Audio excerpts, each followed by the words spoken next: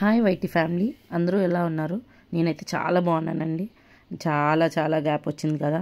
ఎందుకు ఈ గ్యాప్ అనుకున్నారు కదా. ఫస్ట్ నేను వీడియోకి వెళ్ళకముందే అండ్ దీని గురించి క్లారిటీ ఇస్తాను. నాకైతే ఒక టాడ్లర్ ఉన్నారండి. సో 1.5 years తనతో వీడియోస్ అంటే చాలా కష్టం. సో మా మదర్ సపోర్ట్ ఖచ్చితంగా నాకు కావాలి. కానీ మా మదర్ ఈ మధ్యలో ఒక 20 days కోసం తీర్థయాత్రలు వెళ్ళారనమాట, కాశీ, అయోధ్య ఇవన్నీ. సో తను మళ్ళీ బ్యాక్ వచ్చాక మాత్రమే నేను రీస్టార్ట్ చేశాను. Thank you all for supporting. And first ఈరోజు మనం చేయబోయే కర్రీ వచ్చి మటన్ మసాలా అండి. ఫస్ట్ దీనికి కావాల్సిన పదార్థాలు చూసుకుందాం. కొత్తిమీర, కరివేపాకు, ఆయిల్ అండ్ కొంచెం బిర్యానీ ఆకు, ఆనియన్స్ అండ్ పచ్చిమిర్చి.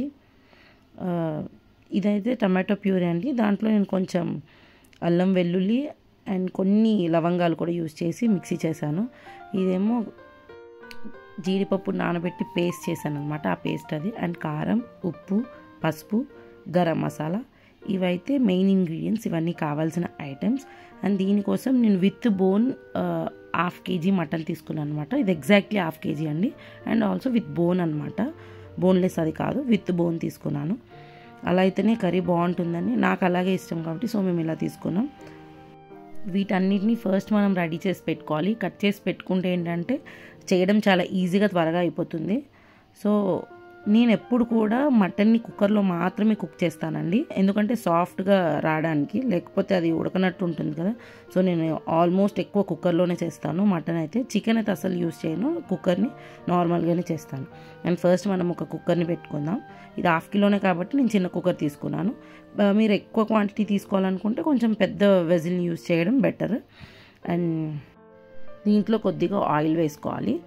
అండ్ తర్వాత బిర్యానీ ఆకు, కొంచెం స్మెల్ కోసం మాత్రమే నేను బిర్యానీ ఆకు యూజ్ చేస్తున్నాను. అది వేసాక ఆనియన్స్ కూడా వేసేసుకుంటాం. నెక్స్ట్ ఇది వేసాక కొన్ని పచ్చిమిర్చి కూడా కట్ చేసి చీలికలు వేసుకుందాం, ఒక 4 to 5.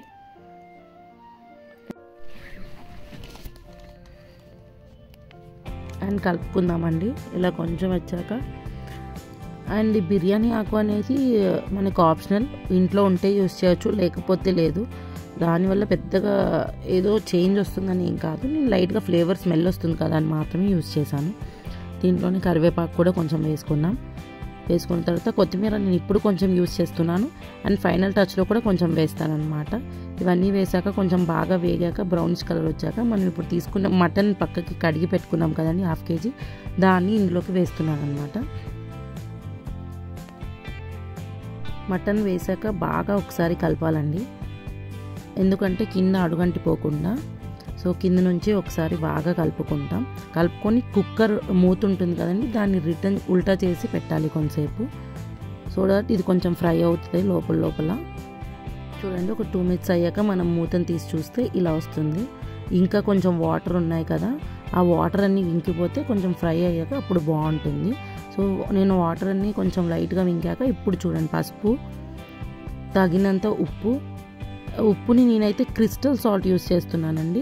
దొడ్డుప్పు అంటాం కదా, ఆ దొడ్డుప్పుని యూస్ చేస్తున్నాను. మన ఇంట్లో సన్నుప్పు ఉంటే అది కూడా యూస్ చేసుకోవచ్చు. తగినంత కారం, అది మన స్పైస్ టాలరెన్స్ బట్టండి. మనము ఎక్కువ స్పైస్ తీసుకుంటే ఎక్కువ కారం యూస్ చేసుకోవచ్చు. నేనైతే మీడియంలో తింటాం కాబట్టి ఇలా తీసుకున్నాను. అండ్ ఇవన్నీ వేసాక కొంచెం మళ్ళీ కలుపుకొని మూతను మళ్ళీ సేమ్ అలాగే ఉల్టా పెట్టుకోవాలన్నమాట. దాన్ని తీసిన తర్వాత టమాటో ప్యూరీ పక్కన పెట్టుకున్నాం కదా అది.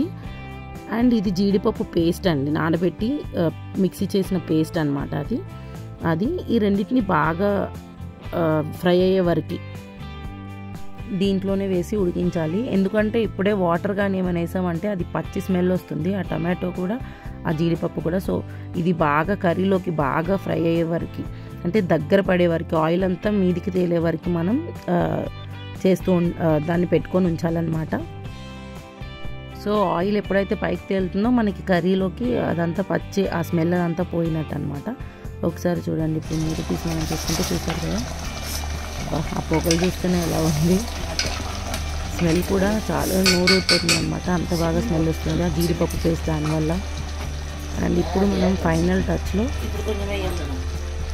ఇంట్లో చేసుకున్న గరం మసాలా అండి, బిర్యానీ స్పైసెస్ ఉంటాయి కదా వాటన్నిటితో ఇంట్లో చేసుకున్న గరం మసాలా అనమాట, అది కొద్దిగా.